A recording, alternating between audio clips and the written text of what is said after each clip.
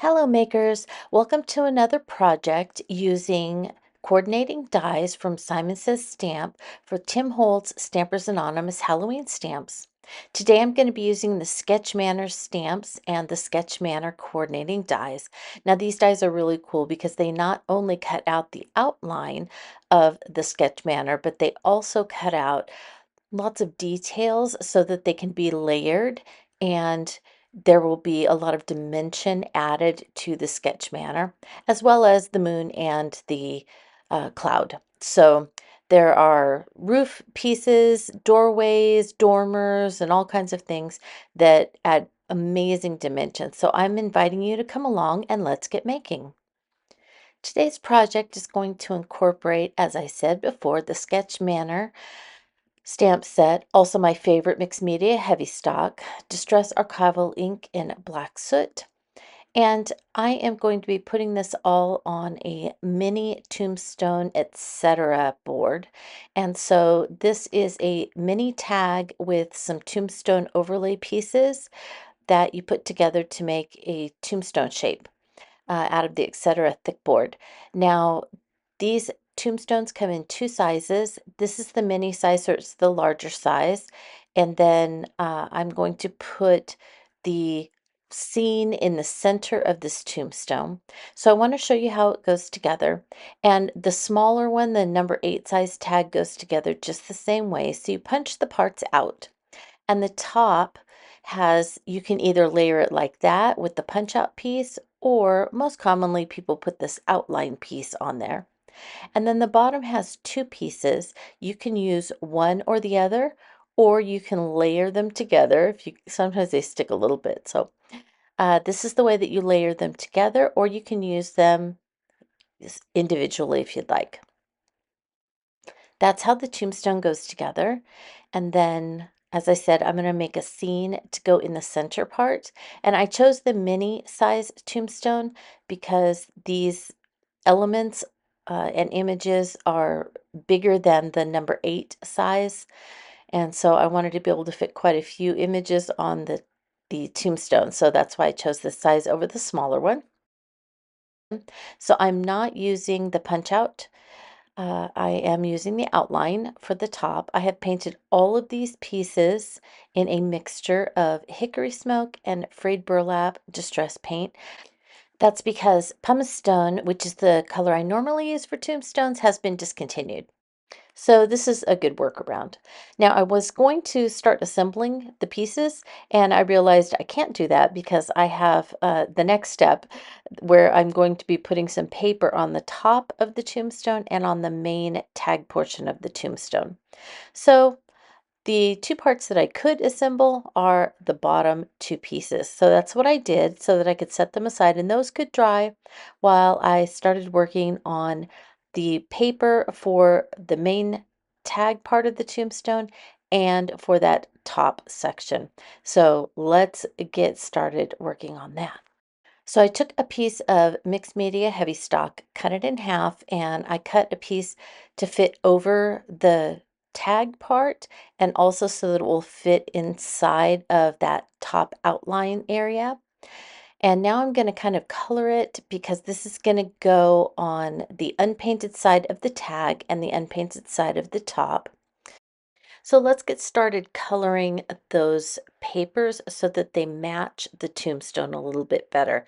So I went for the same two colors of distress inks that I used with the paint.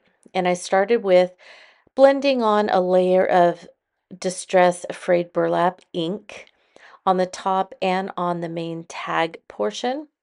And so once I felt like I had a good covering of the frayed burlap, I went in with some Distress Hickory Smoke and started to blend that in. And then I didn't do that on the top portion. So I decided I wanted to start stamping my images because I need those to be lighter than the body of the tombstone and the top part of the tombstone. So I was kind of trying to think through this as I was doing it. Went ahead and I stamped those in Distress Archival ink. And then once I got those stamped off camera, I cut out some masks. I needed to cover those so that I could continue blending color onto the top portion and onto the tag portion of paper. I wanted those papers to get darker and darker, and I don't want the cloud and the moon to get darker, so I did go ahead and cut out some masks. Now, you'll see me fiddling with this particular stamp, and I think it's a branch, but I thought that just parts of it, that little bit of branch that was sticking out, kind of made it look like some cracks in the tombstone, and I love cracks in a tombstone. So that's what I'm stamping right now, are what I hope will look like cracks later on. So once that was done and I gave it a little dry, I then started adding more ink. So you can see the masks I have right there on the moon and on the cloud. And I have really gone in with some black soot distress ink and a lot more of the hickory smoke, and just really darkened up both the top portion and that main tag portion to try and get them darker so that they will match with the paint colors. So I'm kind of at this point pretty much happy with what I have. So I took the masks off, and I want to lighten up that cloud and the moon where I had put some frayed burlap earlier. So really, I'm just painting right now with water. That's all that is, and I'm getting that ink to react to the water, and then I am dabbing it off with the towel so that it will lighten it back up to uh, the mixed media color. And I grabbed a little bit of weathered wood, and I'm going in and I'm coloring in where I think the shadows would be, kind of in the little dots there on the moon, and also the darker parts of the cloud. I'm going in with weathered wood to do that. And I chose weathered wood because that's what I colored the windows on the mansion with. And so I thought that it would, coordinate well between the top and the bottom portion of my tombstone. So once I felt like I got that to looking the way I wanted it to, I could see that the top was really matching well. I did darken up the tag a little bit more off camera, and I added the tree and the bats to both the top and the bottom, and I darkened those cracks up with a black marker. So now I am attaching that top piece to the back piece of the top of the tombstone. And now I'm going to add the front outline over it. And I think that we matched it pretty well. When I took my hands off, I think it looks really good, as if that was really just part of the tombstone. So I'm pretty happy with it. Now, I didn't attach the paper to the tag yet because I need to make sure that I attach the top and the bottom with room for the mansion. So I'm getting started on the mansion here. I am coloring, I needed to color 4 pieces. You only see 3 here, but I colored 4 pieces of paper that was hickory smoke distress spray stain and water, and this is some weathered wood distress spray stain and water. And as I mentioned earlier, the bottom portion, I am using weathered wood for my mansion, and so that's why I used it on the moon and the cloud as well. Now you need 4 pieces of paper to stamp your mansion on.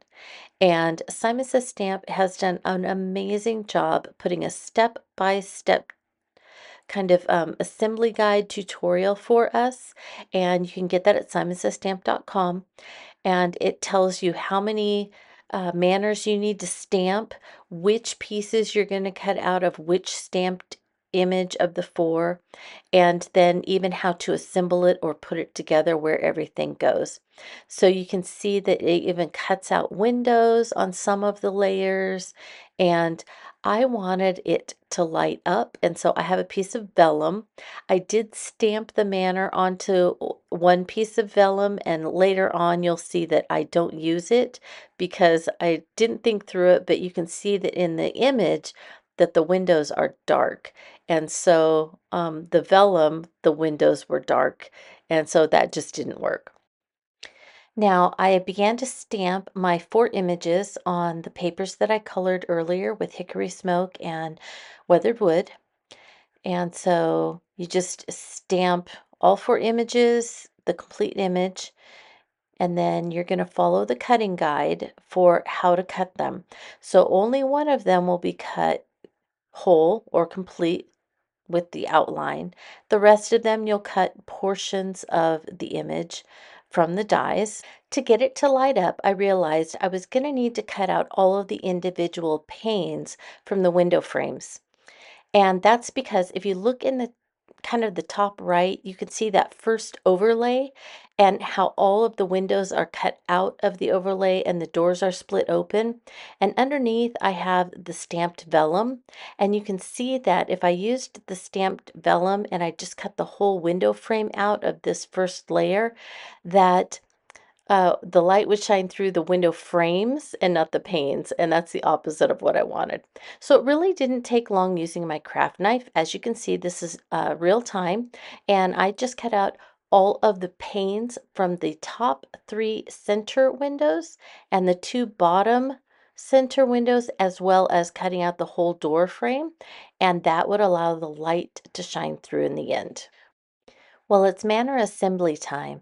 So as you can see, before I started to assemble, I did go ahead and color all of those window frames with Distress Weathered Wood ink so that they were blue, and they just added a little bit of color and interest.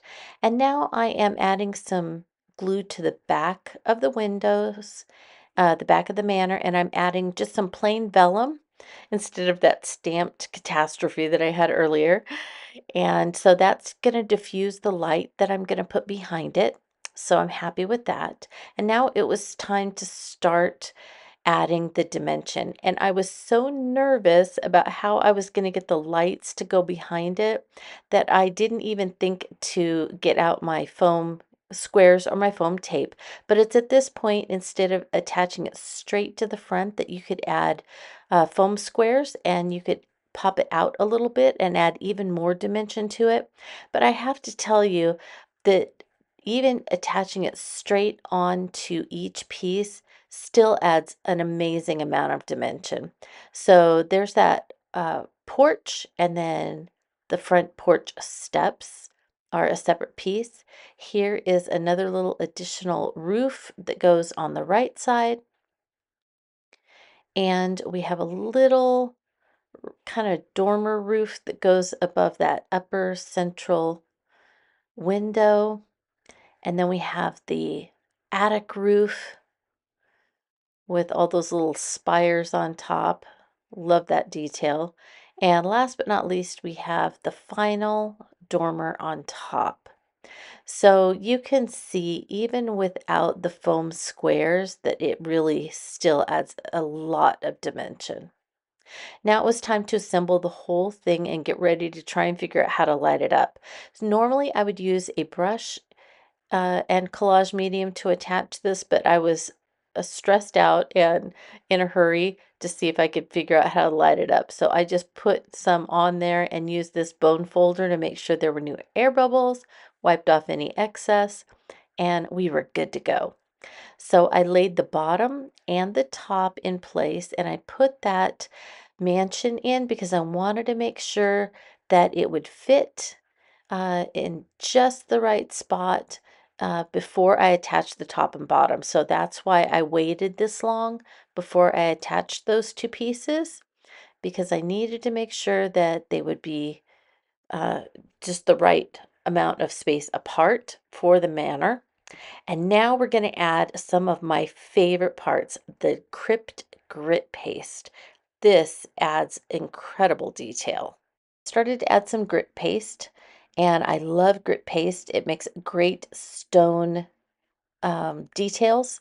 And so I am just using my palette knife, and I'm just kind of spreading it all over around the outside edge there, where that outline portion and that top portion were glued together. There's a line, and so I just kind of covered up with the grit paste. And Grit Paste is from Ranger Ink and Tim Holtz, and it is one of my favorite texture pastes of all time. I think I probably use it more than anything else. I love it. So I stock up. So at this point, I'm just kind of making sure that I have enough there at the top, and now I'm starting to add it on the top front with my finger, just kind of dabbing it. You can see I'm just dabbing it, pressing it down here and there. It's going to dry and it will just kind of leave a stony, gritty, you know, kind of distressed look to the stone. You can see I'm also adding it on the inked paper, and that's okay. It will soak up some of the color of the ink, but we're going to actually add more color with distressed crayons later once it's dry. So now I've given up on my palette knife and I'm just going over all the edges with my finger and some grit paste all over it.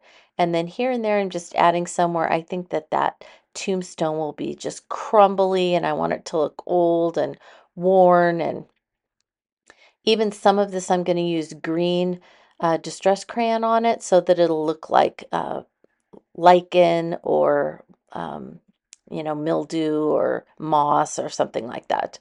So just go ahead and add it wherever you think that, some crumbly old bits of a tombstone would settle, or where dirt or moss or things from the ages would settle in the cracks and crevices and corners. And beware, once you start doing this, you can get carried away. But once you feel like you have enough grit paste, go ahead and just let that dry. And you can see that it dries fairly quickly and that it has turned kind of a greenish gray color. That is the color that grit paste turns when it starts to dry. You can see all those edges now, they just look like worn, aged stone, and I love it. So now we come to the part that I was dreading and I was so afraid it wasn't going to work. And please excuse, when I get into this, I have ink and paint all over myself. So I want the lights to come through those windows and that doorway. So what I decided to do first was to make sure that I have my tiny lights. I'm all ready to go with that. I've got some foam tape and I have put 2 layers of this foam tape on the back of the house so that it will sit up. And then I have tried to draw a square about where I want those lights to be so that they will shine up into the top windows and then down into the bottom windows and the doorway. So I laid the house on there and then I drew where I need to drill a hole. So I used my Dremel and I drilled the hole in that spot. And I'm pulling my tiny lights through. It got a little tied up there, but pull it all the way through. And then you will attach that on the back. I attached it with just some foam tape on the back. Now, I have this little piece it's a wooden craft stick, a small wooden craft stick, and I just cut a piece off with my Tim Holtz tonic scissors that will fit in that spot that I drew out, and that's just as wide as the inside of that little house. So as I am winding these lights, I am making sure that the lights are on the front side of that craft stick and just the wires are on the back so that when I light it up, there we go. It should show through both directions. Now I did not use all the lights, so I cut off the ones that I didn't use. And I am ready to stick that house in place. So I put a little bit of collage medium down, pressed my lights into it, put some collage medium on that foam tape. And remember, it was 2 layers of foam tape. And I wanted to light it up just to make sure that I don't have any of those lights shining too brightly outside of the windows. And I think it worked perfectly. I'm so excited. I really was stressing so much about that. But I think it looks great. I really, really love it. Love all those um, gritty details. So now we're going to make the gritty details look older. So I have a dedicated distress brush that is just for my crayons, and I have vintage photo and peeled paint to do this. You can use any brown you want. And so I'm just kind of just drawing some of that vintage photo on there where I think that some dirt would settle. And now I have dampened my brush, and I'm just kind of brushing it along, and it causes the Distress crayon to dissolve just a little bit, and you can see those edges are getting darker, the bottom is getting darker, and the grit paste actually kind of hangs on to the Distress crayon and makes it look, old. Whereas if you were trying to do this with Distress ink, it would kind of the paint and some of those things would repel it. It would not stay in place. The Distress crayons are a much better choice for something like this. So now on some of that grit paste, the Crypt paste, I'm just adding some of the peeled paint and just with a damp finger, just kind of pressing in on those and trying to make some of those raised areas look like moss or lichen so that it looks like this tombstone's been out in the outdoors for quite a while. So it's dirty and it's got moss growing on it and that kind of thing. And then I went around all of the edges with the brown, and I still have, you'll see me kind of dipping into some of the uh, water on the craft mat so that I can make sure that it works into the Crypt paste all along the outside. Now that that's done, I get moss from my local craft store in the floral section, and I found some kind of cream colored moss. It looks like this. And when you get it, it's kind of stuck together. Um, so I want to put moss on there. And so here's what I do. I spray it with some water and then watch. You can see it expanding when I spray water on it. I'm going to turn it over and watch. It just grows when you spray water on it. Isn't that cool? I love to watch that. And it becomes really soft and pliable. And then what I will do is oftentimes I'll take just some of my Distress spray stains and I will spray it whatever color I want. And so you can spray hickory smoke or pumice stone, which is actually the color that I used on the one that is in my hand in the bag. And so I can make that moss look kind of gray and old and dried up, and that's what that is. And then I just kind of pull it apart and make little stringed pieces, little bits and pieces here and there, and just lay them where I think they're going to go. You can use a hot glue gun to do this part, or if you have some time, uh, I like to use collage medium, and then I just press it down into the collage medium, and then I don't have those strings I have to deal with later on.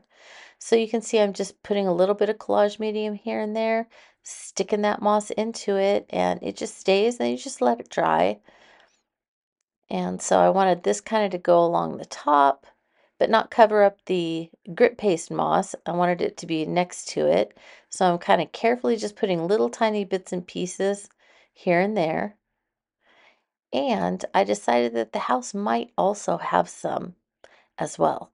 And so I took some of the tiniest pieces and I just tucked just little teeny tiny bits right into some areas where I thought some leaves and moss and branches and things might have settled over the years onto my manor. So you can add that just in a couple of different places. And I think that's the last little bit right there is on that roof. And that is how you make a tombstone scene on one of the Tim Holtz Etcetera tombstones using the amazing new Simon Says stamp coordinating dies. Look at those windows all lit up and look at the detail with the house with all of those little bits that you cut out and layer. Amazing, amazing job, Simon Says stamp. I'm so impressed and I just love the outcome of this. So I hope that you enjoyed this tutorial. If you have any questions, I didn't cover something or I went too fast, please feel free to ask in the comments below. I'll be glad to do that. All of the products I used today are linked in the description for this tutorial. And with that, I want to thank you for watching, and I want to wish you a very creative day.